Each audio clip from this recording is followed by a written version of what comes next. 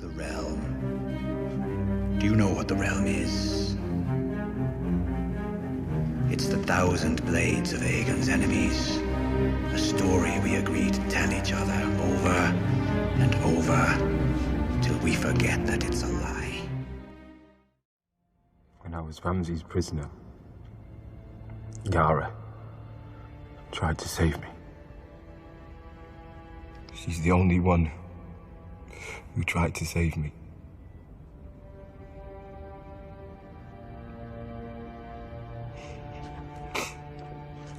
She needs me now.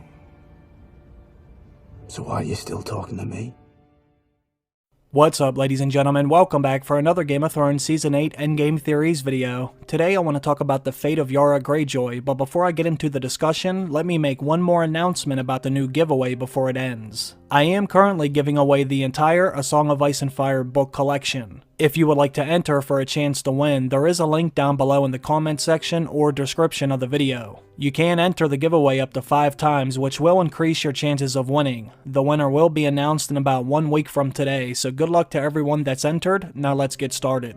What I really want to talk about today is what will happen to Yara Greyjoy next season. I think she may be able to survive this show, but she might not be fully intact by the time everything is all said and done.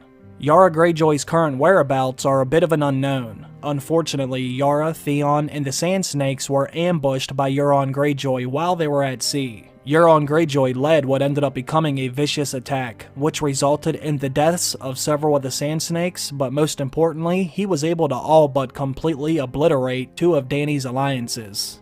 Ellaria Sand and Tyene Sand were both captured along with Yara Greyjoy. Theon Greyjoy did have an opportunity to try and save his sister, but his inner reek took control of his mind, body, and soul, which led to Theon abandoning his sister to save himself.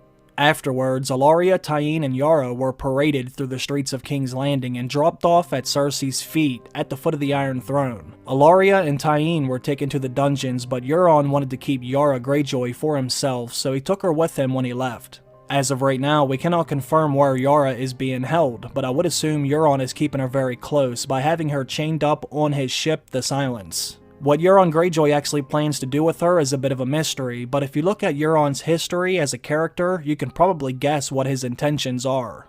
When they took off with Euron's best ships, he did make it very clear that he wanted to kill his niece and nephew, and now that he has his hands on Yara Greyjoy, it might be only a matter of time before this actually happens. You also have to remember what the other Ironborn men said to Theon before they left the beach of Dragonstone.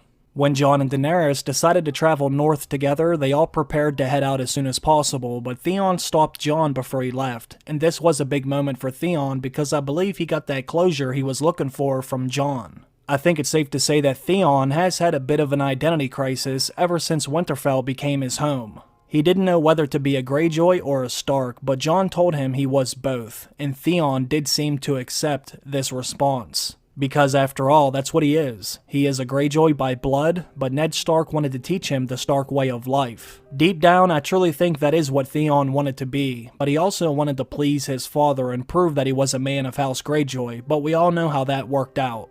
Anyways, how this scene ended between Jon and Theon pretty much set up the remainder of Theon's character arc, because now he knows what he has to do. Theon knows his sister did risk her life to try and save him, so now it's his turn to do the same thing. Besides, Theon really has nothing else to lose at this point anyway, so you might as well go out in a blaze of glory. The only problem is, Theon isn't exactly well prepared for this mission. He knows what needs to be done, but he is ill-equipped. It doesn't look like he has any ships or enough men and weapons. There were maybe 24 men standing on the beach, but he has to work with what he has. Unfortunately for Theon, his uncle Euron is a complete psychopath, and there's no telling what kind of shape Yara is currently in. When Theon even suggested that they should get Yara back, this is what one of the men said. All of us chose to follow Yara. We left the Iron Islands for Yara. She would never leave one of us behind. We're not leaving her behind. Your sister's dead. She's not dead. She's dead. Even if Euron hasn't cut her throat yet, she's dead. She's our queen. She's your sister, and you left her to die. As you can see, not all of the men were very optimistic about this idea. They all know who Euron is, and the chances of Yara still being alive are very slim. Even if she is still alive, she might not be in one piece. For those of you who haven't read the books, you might not be aware of all the things Euron is capable of doing to other people. You got a glimpse of his wrath when he attacked their ships, but this is only a taste of the things that may be to come later. Do you remember what was said in Euron Greyjoy's very first scene in the show? When Euron is first introduced back in Season 6, we meet him as Balon Greyjoy is crossing one of the rope bridges at the Iron Islands. Balon was surprised to see that he was still alive. He had been receiving some disturbing reports over the years, and this is one of the things that he said. I heard you lost your mind during a storm on the Jade Sea. Tied you to the mast to keep you from jumping overboard. I did. And when the storm passed, you cut out their tongue. I needed silence. This was actually one of the details that was taken from the books. Euron did actually have the tongues removed from the men who crewed his ship, and according to him, it was simply because he needed silence. Then, when Euron led the attack, he had the same thing done to all of the men on Yara and Theon's ship. This time, he wasn't only cutting out their tongues, he was doing much more than that. I have her. Come and get her.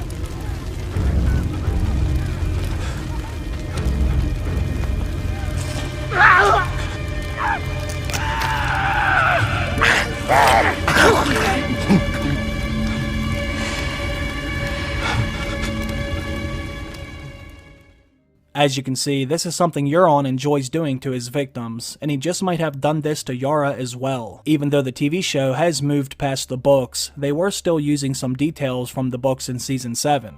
As of right now, everyone is still waiting for The Winds of Winter to come out, but even though it's not released yet, George R.R. Martin has still released a handful of sample chapters for his next book. One of those sample chapters is called The Forsaken, and Game of Thrones does appear to be pulling some information out of this chapter for Euron Greyjoy's current storyline. This does make sense because that's his current storyline in the books. If you take a look at this chapter, it could give us some clues as to what's to come for Euron and Yara Greyjoy since she is his prisoner. In the Forsaken chapter, Euron has one of his family members held captive on his ship. In the books, it's his brother, but in the show, it's Yara. In the Forsaken chapter, his brother has a vision of Euron sitting on the Iron Throne, with a tall, pale woman standing next to him, and we just might see this happen next season too, because Euron is already very close to taking the throne for himself. Especially now that Jaime is gone and out of his way. So far, this new chapter seems to be heading in the same direction of the show. Also, in this chapter, Euron has several people bound to the prow of his ship, and that's exactly what we saw during Season 7. Euron had both of the Sand Snakes bound and hung to the front of his ship. So as you can see, just because Game of Thrones moved past the books doesn't mean they still aren't using details from them. Now, there is something else from this chapter that I want to point out, because it could reveal Yara Greyjoy's fate. There is another character Euron has on his ship in this chapter, and this character is a woman. Not only is she pregnant, but her tongue was also removed. Now, I don't want to sit here and say Euron will get Yara pregnant, but this would not be the first time Euron molested or sexually assaulted a family member. Euron actually does this to one of his brothers. But since Yara seems to be taking his place as Euron's prisoner, maybe Euron does something sadistic like this to Yara. She is being held on the ship called the Silence after all, so it's basically a tradition if you're going to be on that ship. Unfortunately for Yara, she might just get a taste of what it's like to be Theon, no pun intended. Also, if you look at Theon's sample chapter from The Winds of Winter, there are a few different quotes about tongues, and one of those even mentions Theon's tongue being removed, so I think it's very possible we can see something like this next season. Before I end the video, I want to show you a response from one of my Patreon supporters. When I had the idea to make this video, I left a post on Patreon telling them what the video would be about, that way they could leave me some of their own thoughts if they would like. I want to read what Shireen had to say because she felt pretty much the same way. She said, Yara will lose her tongue, her favorite plaything. Theon will likely die saving her, or finally figure out, like the Unsullied, that he could be a good fighter without his favorite toy.